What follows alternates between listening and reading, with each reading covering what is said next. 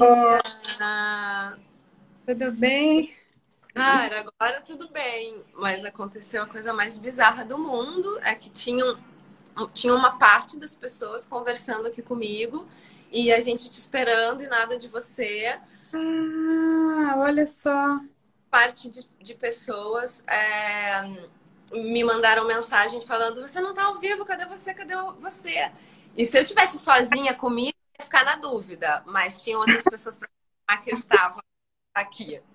Então, a gente não estava vendo você.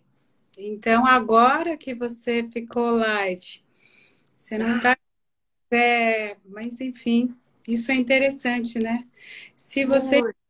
tinha, você estaria na dúvida. Então, você vê que interessante. Você está ótima, né? Porque você duvida de você mesma, mas o outro te confirma. O Você outro vê. me... Não sei nem se é nosso assunto, mas assim, já entrando na máscara, já entrando na história do outro, né? Você vê que precisa do olhar do outro sobre a gente para a gente ter a segurança. Ah, sim. Então eu tô aqui porque alguém está dizendo, ou eu sou bonita, ou eu sou feia, eu sou inteligente, porque alguém está dizendo, né? Então, Pois, você vê que dependência que a gente tem dessa alteridade, né? pois é, muito louco. Então, agora eu tô vendo que você tá aqui. Você tá vendo que eu tô aqui? Então tá. E acho que tem algumas pessoas também por aqui. Então, vamos embora. Muita gente, muita gente. Eu comecei na live que era para você ter chegado, você não chegou, e outras pessoas não chegaram, com essa música da banda Terno, A Culpa, que tem uma participação sua, né? Uma frase sua. Então eu comecei com a gente te ouvindo e falando da banda. Repito aqui, é uma banda muito legal, paulista, que vale a pena ver.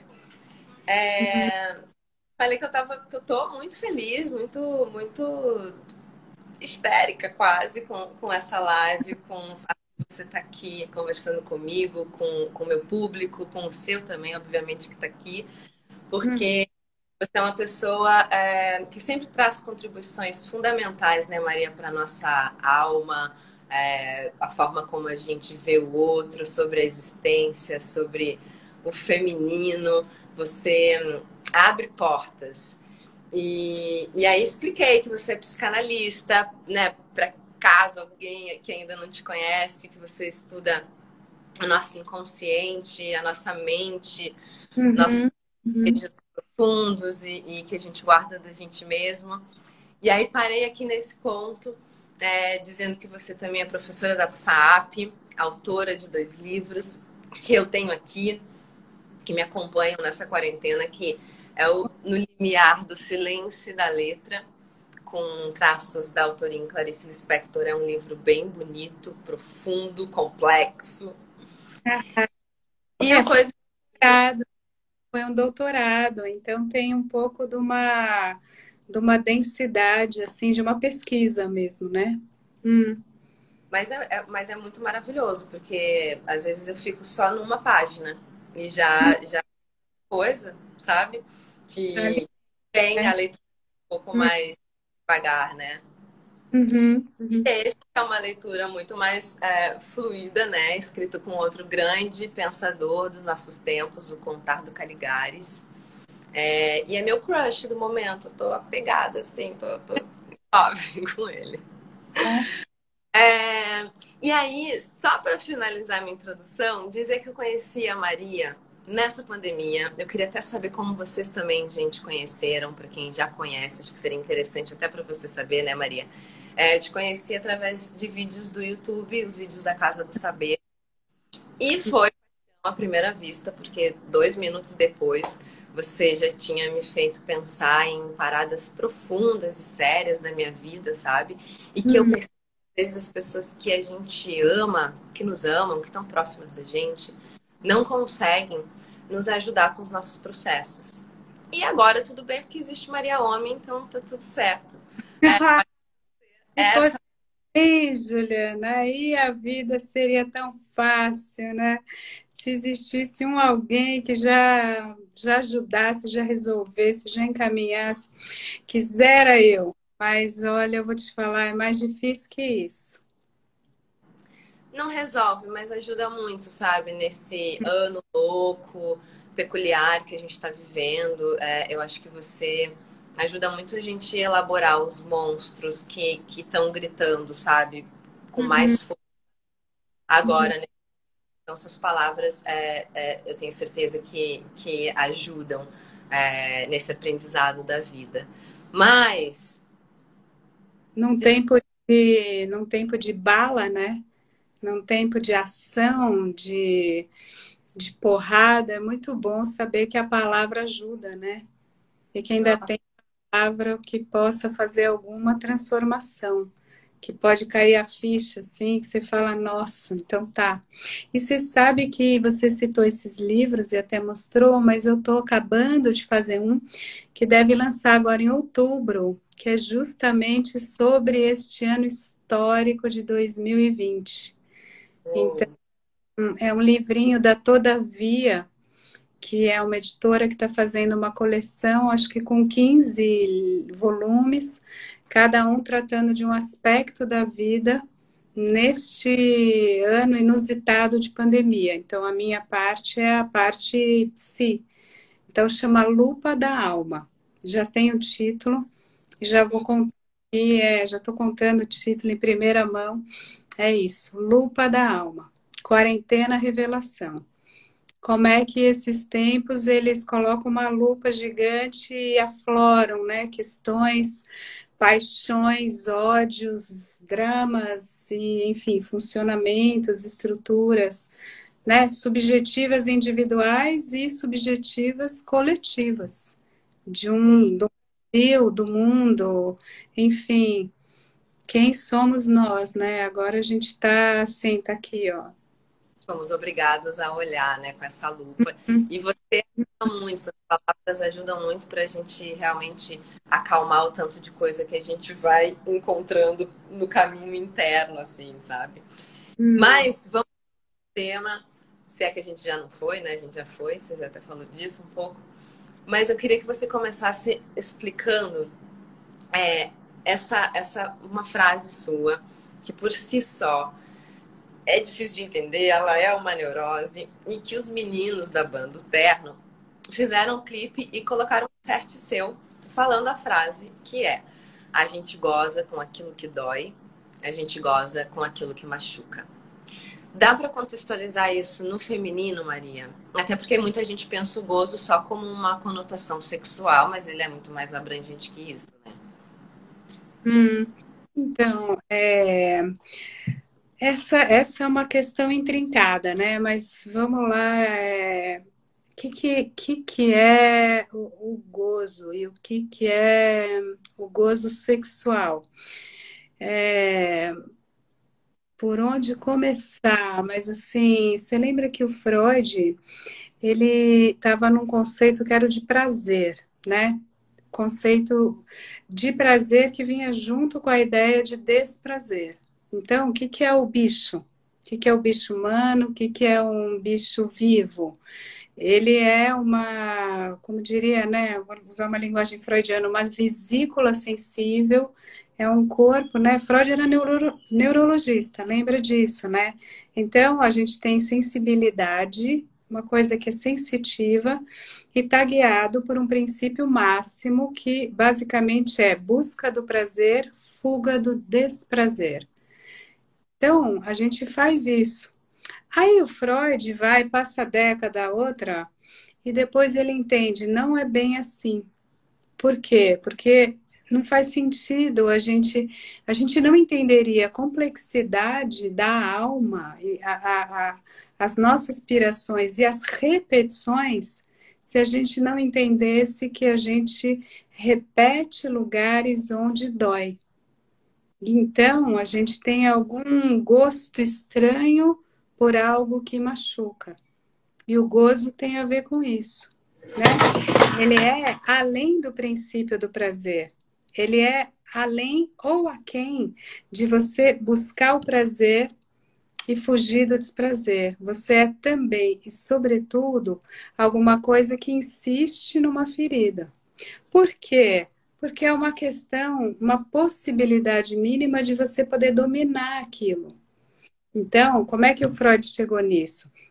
Ele tinha um neto e ele viu esse neto dele brincando com uma espécie de um ioiô e ele afastava, tinha meses, afastava e aí ele puxava, chamava fora esse jogo. Ele tinha algo que estava lá longe, que ele falava for, né, longe, dá, para voltar.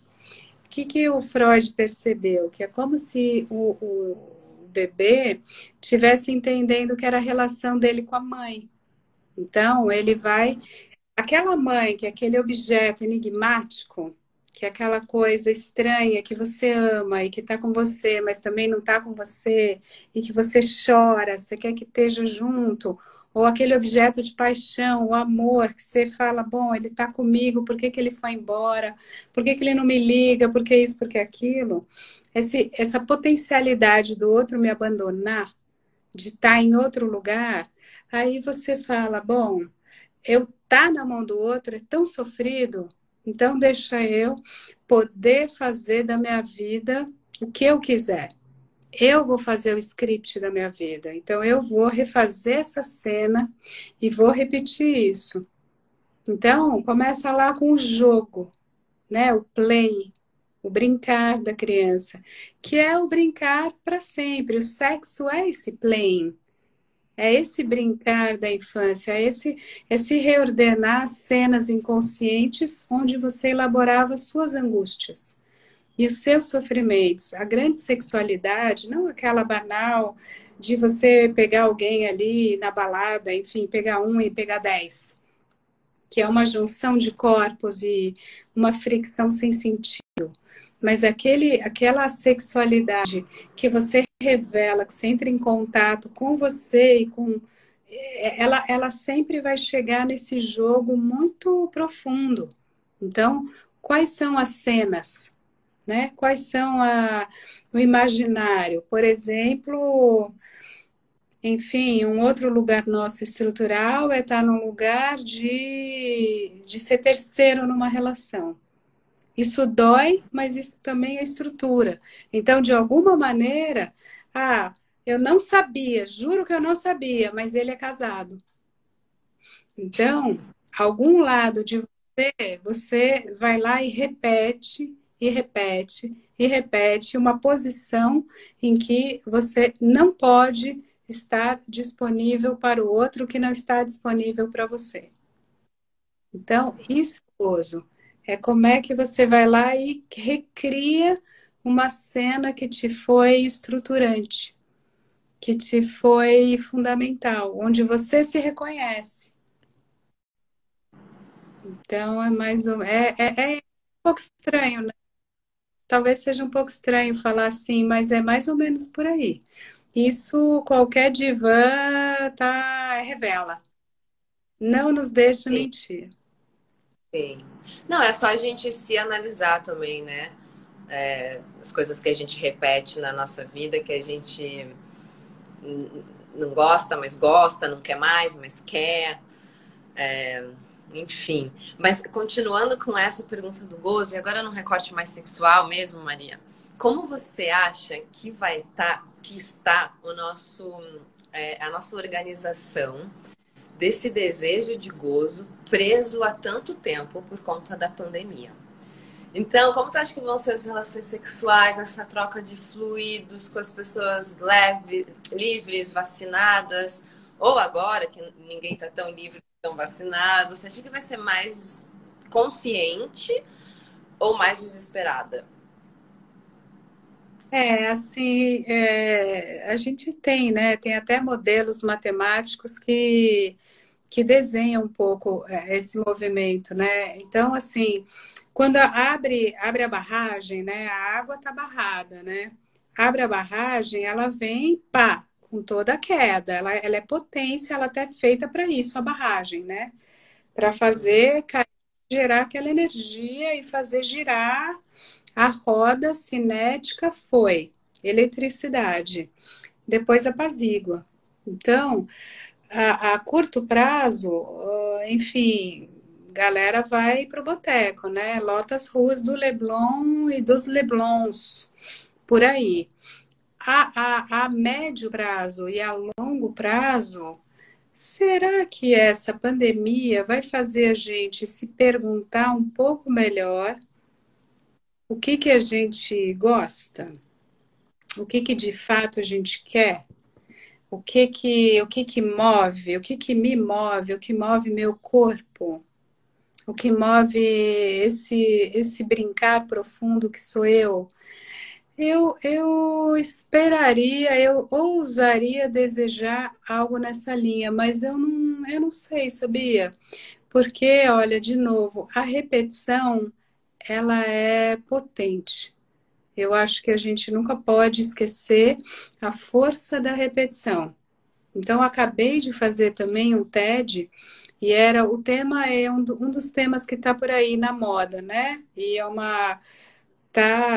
é tema do Fronteiras, é tema do TED, é tema de discussão, que é reinvenção.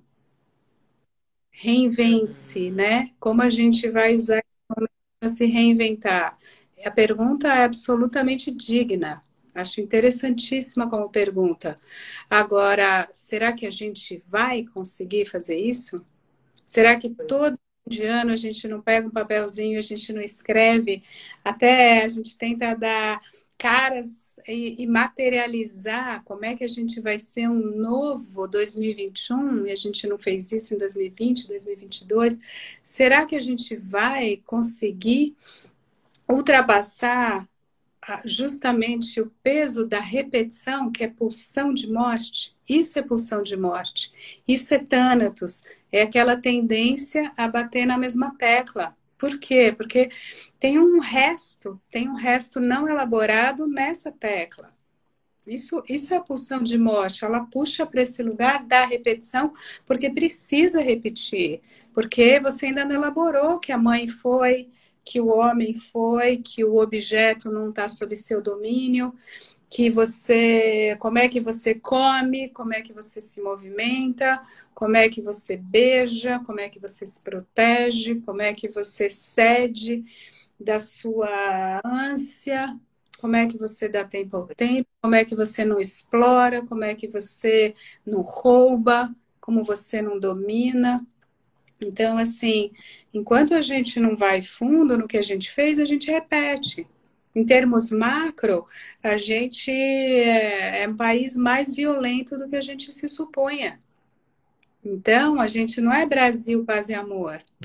Não existe isso. A gente é violência, a gente é escravidão, a gente é exploração, a gente é AI-5, a gente é ditadura. A gente vai na rua e pede isso. Então, a gente acredita na força.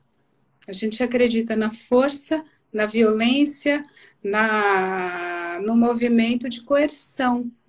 A gente não acredita muito nessa ideia de conversar, isso que eu falava no início, né? Nessa ideia de troca, de poder fazer a grande roda da negociação. Então, não sei se a gente vai conseguir reinventar e transformar muito profundamente. Acho que não é para repetir as forças, assim, deixar de ver a potência das forças de repetição. Total. Maravilhoso. Maravilhoso. Tô aqui eu pensando em mim. Já, né? Obviamente, todo mundo deve estar aí pensando em si mesmo. Maria, você deve estar cansada já de falar disso, mas eu gostaria de te perguntar novamente sobre uma questão que me preocupa e que é um problema que é estrutural, cultural, que é a objetificação da mulher. E isso nos aprisiona num lugar muito caído, né? Porque conforme o tempo vai passando, e a gente vai envelhecendo, isso gera uma insegurança violenta nas mulheres, porque elas vão achando que estão perdendo o seu valor. E aí tem casos de depressão e de tristeza profunda mesmo. Por que que o físico feminino ainda é o atributo mais valorizado pelos homens? E principalmente, por que que nós mulheres ainda validamos tanto esse olhar? Olha, aí eu gosto de uma. É assim, tem um verso da Adélia, né, que é muito bom, que é assim, meu ponto erógeno é o ouvido. Vou começar daí, porque assim, onde que você sente, né, aquela zona erógena, onde que circula a libido? É a boca, né? É lábio, é pequeno, é grande, onde que é a orelha? E quando ela diz é ouvido, é que em grande medida a gente vai se deixar seduzir, excitar pelo que a gente escuta, né? Então, para a mulher, tá invertendo um pouco, só eu vou chegar lá, tô captando bem, mas você vai se deixar excitar, né? Uma outra maneira de dizer é que a coisa mais excitante no homem, o órgão mais excitante é a inteligência. Então, tem muitas mulheres que até dizem isso com todas as letras, né? Eu adoro um homem inteligente, né? Tanto que o Uhum. homem pode ser bonito ou feio. E ele pode ser um feio sexy. Não existe essa categoria? E às vezes, quanto mais feio, mais sexy. E às vezes aquele muito perfeitinho, muito bonito, tudo bem, dá um, 2 dias, depois assim, né? Não tem tanta graça. Tem que ter alguma coisa que tenha a ver com a linguagem, né? A gente ficou milênios, literalmente 1.000, 2.000 anos, um pouco mais, travando a boca da mulher. Isso tá no Coisa de Menina, inclusive. A gente trava a boca e a gente trava o sexo, trava o corpo também. E a gente tanto que objetificou numa função específica, né? Só para voltar um pouco no tempo, numa função de mãe. Você podia ser um modelo, né, vigente na lógica cristã, que é a Virgem Maria. Você pode ser mãe. Uma mulher sexuada você não pode. Você tem um dever ser mãe, até com 10 anos, até que entende? É uma certa tara em colocar o feminino exatamente aqui. Onde você goza? No filho. Então, a gente tem vários processos se abrindo. O primeiro é a gente poder dizer, pensar, estudar, ouve bem, isso é um século que a gente pode votar no Brasil é menos de um século. Então, assim, poder levantar o braço, ter o decote, ter essa roupa, ter, né, essa conversa pública que é entre duas mulheres, isso é inédito, isso é incrível por si só, porque a gente está aqui falando, pensando. Então, eu diria que assim, sim, tem uma virada desse materno para uma posição de gozo, de sexuação da mulher, de erotizar o corpo, que é muito importante. Então, é muito bom, porque a gente está podendo ser mãe e mulher, tanto que é o Sim. subtítulo do Coisa de Menina. Né? É sexualidade, é maternidade, também é uma discussão de gênero e de feminismo. Então, tem um abrir para isso. Mas não só, porque aí a gente pode, além da maternidade, ser uma mulher desejante, ter um corpo, exercer esse corpo, e gozar com esse corpo, e seduzir com esse corpo sem ser Eva, sem ser Uhum. Lilith, sem ser Dora, e ganhar dinheiro com isso. Então, go! E também a gente pode pensar, falar, ser logos, não só ser patos, não só ser emoção, ser razão, Sim. gostar de estudar, de fazer conta, de planejar, de fazer gestão, de ter ideia, de ter criação. Então, eu diria, é irreversível isso. É irreversível porque a gente já faz isso e a gente já gosta de fazer isso. Então, já vai ter, assim, o próximo passo é a gente poder se colocar nesse lugar diante do olhar do outro. Daqui a pouco, não te preocupa. Um homem também vai dizer: a minha zona erógena é o ouvido. Eu quero ouvir o que essa mulher me diz. E o que você está me dizendo me dá tesão. Ele vai dizer isso, entende? Ele vai poder ampliar o espectro, né, que por enquanto está um pouco estreito da mulher. Eu entendo um pouco essa crítica da mulher objeto, da mulher corpo, tudo bem, é verdade, mas assim, ao mesmo tempo é uma conquista. E, e é uma parte desse processo. Tem muito mais coisa além de um corpo, né? E mesmo a mulher que sabe vender o seu corpo bem, ela também tem a arte da estratégia, né? Isso Sim. qualquer livro que leia, quando você vai ler ou Bruna Surfistinha ou a Lola e as meninas que fizeram a vida em cima disso, ou mesmo a maravilhosa Marilyn Monroe, que vai contar um pouco como é de Norma Jean para Marilyn, tem uma estratégia, uma arte de sedução que é linguagem, que é palavra, que é poder arrebatar o outro. É também Salomé, né? É Salomé no melhor cenário. Eu quero essa cabeça aqui na minha bandeja, né? Eu quero isso. Então, a gente vai se exercer. E ao se exercendo inteira, com tudo que a gente tem, com o corpo também, com a maternidade também, com a capacidade reflexiva também, com a capacidade criativa, poética também, pronto. Assim, daqui a um tempo, é a mesma coisa que a gente falava da barragem aqui. Daqui a um tempo, esses. Vai ficar tão pequeno isso, sabe? Juventude, beleza, magreza.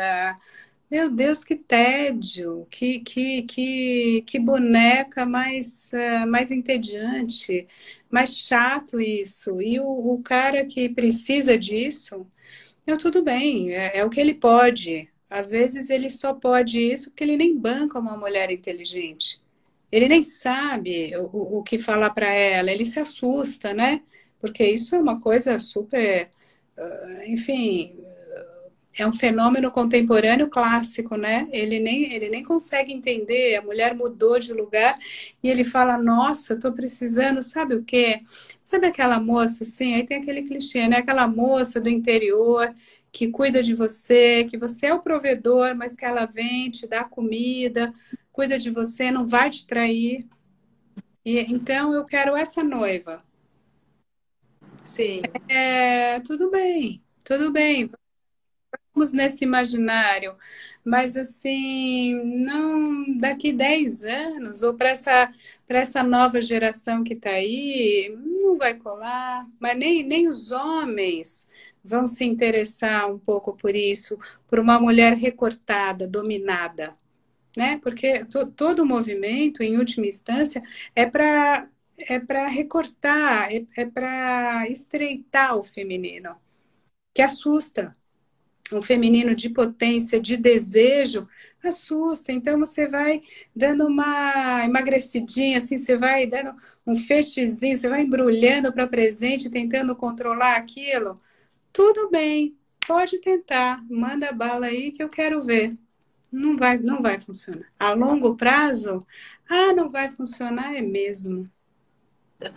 Você já praticamente respondeu, mas acho que não, por isso que eu vou continuar perguntando, mas você deu o gancho perfeito, porque assim, existe uma ambivalência de uma corrente de mulheres finalmente já existindo com o falo à mostra, né? Termo que eu aprendi com você, que você entende bem, são essas mulheres independentes, desejantes, fortes, mas que parecem que estão assustando os homens, Maria.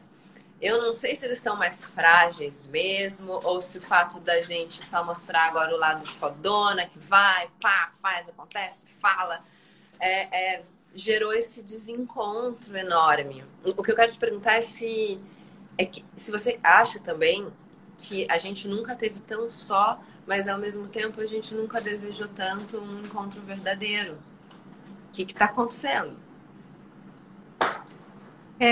Eu diria que é o paradoxo mesmo, né? Sobretudo, vamos dizer, para uma geração talvez de 30, 40, talvez, porque as novas gerações vão pegar assim 15, 20, 25. Sim. Já tá vindo aí essa ideia de desconstrução, uma ideia muito complicada. Ela é muito interessante, mas na prática a gente sabe que demora, né? Para a gente desconstruir, ó, camadas culturais, camadas muito arraigadas, aí vai levar um bom tempo, né? Vai levar um tanto para a gente conseguir ter o macho desconstruído, vamos chamar assim. Aquele que vai falar, não, peraí, eu moro nessa casa, eu vou lavar essa louça. E não é que eu estou te ajudando, querida. É que estamos aqui e a gente come. Simples assim. Então, eu vou saber onde fica o sal, a pimenta, o azeite, vou fazer a compra, vou fazer a comida, vou fazer essa gestão, como a gente diz, que implica todas as etapas do processo, inclusive sem a sobrecarga na sua cabeça, que é o trabalho emocional. O Uhum. emotional labor, como as americanas já estão teorizando e escrevendo, a carga mental, que a gente está debatendo isso também. Então, acho que com o passar do tempo, vai se cada vez mais estando em outro lugar. Qual é o lugar? Somos sujeitos iguais perante a lei. Todos sujeitos da ação. Então, a gente cuida das crianças de uma maneira muito semelhante. Salvo aquilo que é do corpo e do real do corpo, do bios, né? A gente é um sexo que carrega e que amamenta. Então, o primeiro colo e a primeira amamentação é pelo corpo da mulher, mas a própria alimentação também já é com o outro, que também segura, que arrota, que põe no berço. Então, é todo um processo que vem junto. Isso é, isso é possibilidade. Isso é possibilidade para todos. Para os homens, isso é possibilidade, é abrir o campo. Assim como a mulher abre o campo quando ela sai do espaço privado e vai para o espaço público, quando ela vai trabalhar, quando ela vai pensar, vai estudar, vai ter propriedade, ela abre. Os homens também abrem o campo do privado. Eles não precisam se alienar nem do espaço da casa, nem do espaço da infância e da prole, e nem da emoção. Então tem campanha, homem chora. Só que Total. isso é difícil. Isso é difícil, porque assusta. Assusta. Como assim eu choro? Então, peraí, sou viado? Como assim eu tenho medo? Eu tenho medo de vírus? Não sou viado, não. Máscara é coisa de viado. Então, são umas equações ilógicas. Ilógicas, porque a proteção do seu corpo para um vírus que tem uma potencialidade letal, isso é cuidado de si. Isso não é viadagem. Então, como é que a gente vai separar essa ideia ficcional de que cuidar de mim e cuidar do outro é coisa de viado ou é coisa de mulher? Então, você vê que a gente está assim, tendo que refazer, repactuar. Né? Isso é repactuar a vida que a gente está levando. E os lugares, em última instância, vai mexer em arquétipos femininos e masculinos muito profundos. É isso que a gente está fazendo aqui e agora. Então, essa geração mais nova já está com isso mais elaborado, já chega, já é filho de quem já pensou isso, já viveu isso. Por isso que eu disse, quem está ali nessa outra geração, ou tá mais velho e aí tá, né, apanhando um pouco, mas está em outro jeito, tem 70, 80 anos, então vamos ver como é que é ser mulher, entrar nos 60 anos, entrar nos 70, como é que é isso, e repensar. Você sabe que está aumentando muito os divórcios com 60, 70 anos de quem estava casado, assim, fiz boa, ó, 30 anos, 20 anos, assim, tem um caso incrível, que é o seguinte, eu vou fazer bodas de ouro com esse cara, eu não tô afim. Bodas de ouro eu não faço. Eu vou me separar com 49 e 8 meses, mas eu não vou fazer bodas de ouro. Quando que você ia ter isso na vida? Só no século XXI. Ou talvez um caso ou outro, entende? Por quê? Porque é meu marido, porque são meus netos, meus filhos, todo o pacote, todo um, né, o clichê da família. Então, olha que coisa incrível você ter uma autonomia agora na ponta ali da vida, podendo se perguntar quem sou eu e o que que eu quero.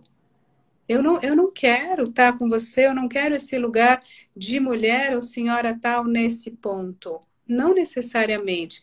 Agora, quem está ali no meio e que está, né, não só construindo, mas buscando parcerias para fazer um filho, uma família, uma casa, partilhar aquele no meio da vida é um pouco complicado, porque a gente está no olho do furacão dessa mudança que não é pequena, é uma mudança estrutural. Então, é como se a gente tivesse que ir muito rápido, né? Então, para onde como que a gente vai conseguir com uma transformação muito rápida? A gente vai podendo pensar e sentir e já intelectar novas posições. E aí vamos junto. Aí a gente vai tentar fazer mais compasso e menos descompasso. Essa seria, vamos dizer, a ideia, né? Maravilhosa, gente.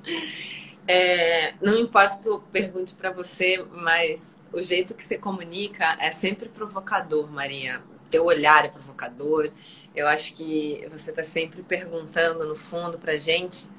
E você aí do outro lado, como você pretende levar a sua existência, sabe? É isso que eu sinto. E até gostaria que as pessoas comentassem. Se a gente pudesse fazer uma brincadeira agora de te dar um adjetivo, qual seria o adjetivo de Maria? Uma palavra só, gente, para não vir, né, aqueles textos enormes. O meu é provocador. E aí, mandem aqui também. E, falando disso, eu queria entrar num tema com você que queria falar com você sobre intimidade versus exposição. Mudando um pouco. Que a gente vive na era digital, né? E com isso, alguns problemas parecem ter surgido, como o da existência virtual. Essa angústia por likes, o fato da gente ser paparazzi de nós mesmos, cada um a sua própria revista, a gente edita como quer, bota os filtros que quer. Então, ao mesmo tempo que a internet traz esses problemas sérios, assim, ela também é uma ferramenta muito maravilhosa de conhecimento, de troca, como essa que a gente está tendo aqui agora. E aí eu te pergunto, qual é a sua opinião, qual é o limite entre intimidade e exposição?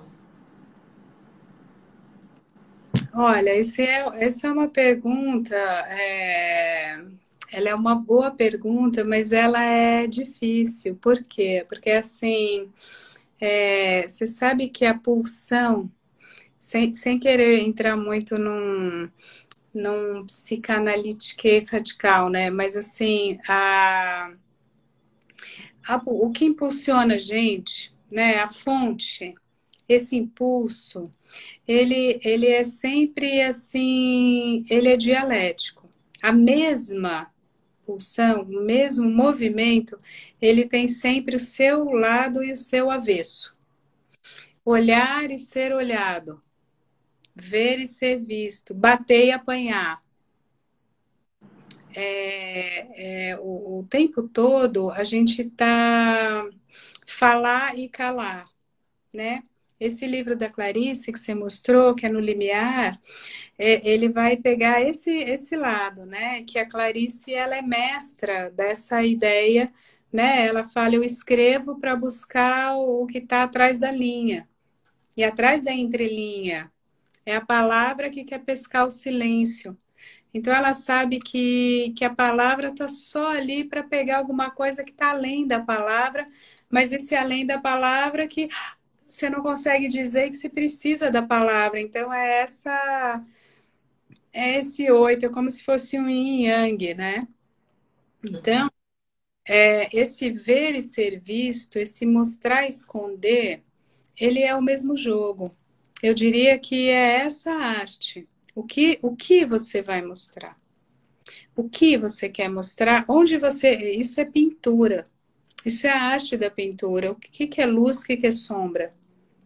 O que você vai, né, para além dos mestres e, né, Caravaggio, ou enfim, o que você vai, o que está aqui na frente, o que está aqui atrás, o que é figura, o que é fundo, Gestalt, né? O que é a Gestalt? Então, eu diria que a gente, nesse movimento, a gente faz duas coisas em excesso. A gente mostra demais. Eu diria que a gente está sob o imperativo de mostrar o que come, até o corpo, como goza, o que faz, e a gente esconde. Porque quando você tem o imperativo de mostrar, aí você está sendo atriz de si mesmo. Não é só diretor de arte, que nem você colocou, né? Qual é o filtro, qual é a composição, qual é a cor? A gente faz roteiro, faz direção, faz protagonismo, faz direção de fotografia, direção de arte, figurino. Pronto. Então, a gente. Fora a produção, né? Fora toda a produção, todo o schedule, toda a planilha Excel aqui, louca. Então, assim, você tem uma coisa de ter que mostrar. O imperativo é vamos mostrar e vamos produzir para mostrar. No exato instante em que você produz para mostrar, você está escondendo. Porque você está mostrando este desenho. Ao mostrar este desenho, você deixa vários outros na sombra. E se você tem que mostrar aqui para ganhar like aqui ou acolá, você está talvez deixando de lado o que talvez seja você, talvez a sua fissura, talvez o seu erro, talvez sua cicatriz, talvez o mais interessante em você. Então, o Total. que é você no meio disso? Aí, aí não sei. E aí você também se perde. E aí você faz o quê? Aí você vai ter que pagar um dinheiro para alguém para se reencontrar. No caso, você está pagando para mim. Não você e não eu. É mais ou menos isso. Aí, pessoas que fazem o trabalho que eu faço vários trabalhos, na verdade. Eu faço vários tipos de trabalho e eu escuto isso que eu estou falando de vários lugares. Mas um dos trabalhos que eu faço é com algumas pessoas que estão nesse projeto, que estão a fim de saber. Não é que é culpa desta internet, deste momento que a gente viva só, mas sem dúvida a gente está confuso e a gente está se deixando confundir, a gente está se deixando atrapalhar, sem dúvida. Não tenho dúvida disso. Estamos. Estamos. Um minuto final, a gente ia falar meia hora, mas a gente falou um montão, hein? E agora que eu vi que eu já estou atrasadíssima. Então, Mas, duas mas vamos coisas. para fechar. A primeira é muito rápida, mas senão essa live vai acabar, vou ficar mal. Quero saber seu signo. Preciso saber seu signo. Posso falar? Eu vou falar para você o que eu sempre falo para os alunos. Assim, Ai, ó, tá, não acredito. signo, ascendente, estado civil, e só depois do fim do semestre. Isso Gente, é eu vou lá segredo. nessa faculdade amanhã. Isso é segredo. Tia, desculpa Segunda coisa. coisa. Ah, Eu queria, na verdade, que você comentasse. uma frase da Clarice, nossa musa, quer dizer, minha musa, até se você quiser dar um adjetivo para ela, você pode fazer aí o adjetivo que você quiser. Mas eu queria que você comentasse a tal frase que é: até cortar os próprios defeitos pode ser perigoso. Nunca se sabe qual é o defeito que sustenta o nosso edifício inteiro. Sem dúvida. Sem dúvida, eu assino embaixo essa frase, sem dúvida. Por quê? Porque é a matriz do que a gente é. Essa ideia, né? Falar defeito, qualidade, isso é aquela artéria, lembra que eu falava aqui no começo? Isso é essa artéria cristã que está no nosso sistema de mundo. Isso é a moralização do que a gente é. Isso é a moralização do ser. Quando a gente diz pecado, defeito e virtude.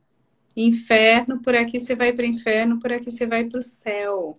Gente, para tudo.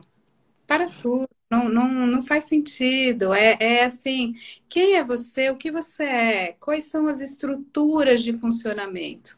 Como você goza, como você deseja, como você luta, como você desiste, como você insiste.